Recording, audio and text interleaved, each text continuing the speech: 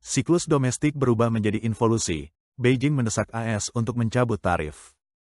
Di tengah meningkatnya ketegangan perdagangan antara AS dan China, Kementerian Perdagangan China pada tanggal 24 April mendesak Washington untuk mencabut semua tarif yang diberlakukan secara sepihak. Seruan tersebut muncul ketika media AS melaporkan bahwa pemerintahan Trump sedang mempertimbangkan pemotongan tarif dari 145% menjadi 50-65%, namun hanya jika Beijing setuju untuk melanjutkan perundingan.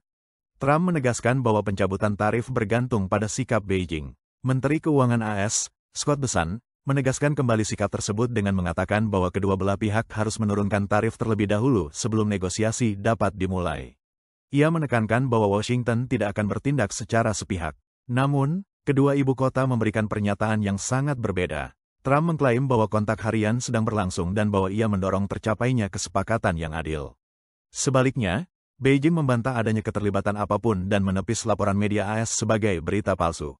Di dalam China, ketegangan ekonomi semakin meningkat. Strategi, sirkulasi domestik, Xi Jinping, yang dimaksudkan untuk meredam dampak tarif dengan mengalihkan ekspor ke pasar dalam negeri, ternyata gagal. Kementerian Perdagangan telah mempromosikan perubahan ini awal bulan ini, namun respons pasar sangat lemah. Para pemilik pabrik mulai menyuarakan kekhawatiran. Ye Nuchan, yang mengelola pabrik garmen di China Timur, mengatakan kepada Reuters bahwa keuntungan dari penjualan domestik hanya 1/10 dari yang ia peroleh melalui ekspor. Ia juga mengeluhkan tentang keterlambatan pembayaran, tingginya permintaan pengembalian barang, dan arus kas yang buruk. Ia berkata, kami sudah tidak mempertimbangkan pasar domestik lagi. Klien asing lebih stabil. Keluhan serupa juga datang dari pelaku industri lain. Permintaan yang lemah, margin keuntungan yang sangat tipis, tingkat pengembalian barang yang tinggi, dan pemotongan harga yang agresif membuat pasar domestik tidak layak.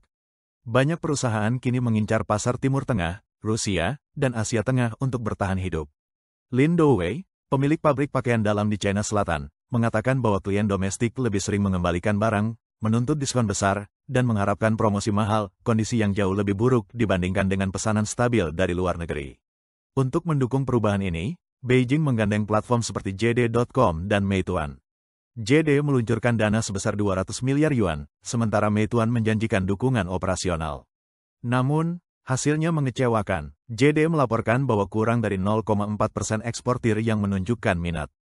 Para ekonom memperingatkan bahwa tanpa kebijakan fiskal yang lebih kuat atau reformasi jaring pengaman sosial, strategi ini tidak akan berhasil. Gelombang kebangkrutan mungkin akan segera terjadi.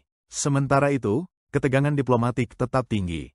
Dalam KTT G20 baru-baru ini, Gubernur Bank Rakyat China, Pan Gongsheng, secara terbuka menyatakan dukungan untuk perdagangan bebas, namun Amerika Serikat menolak untuk bertemu dengannya.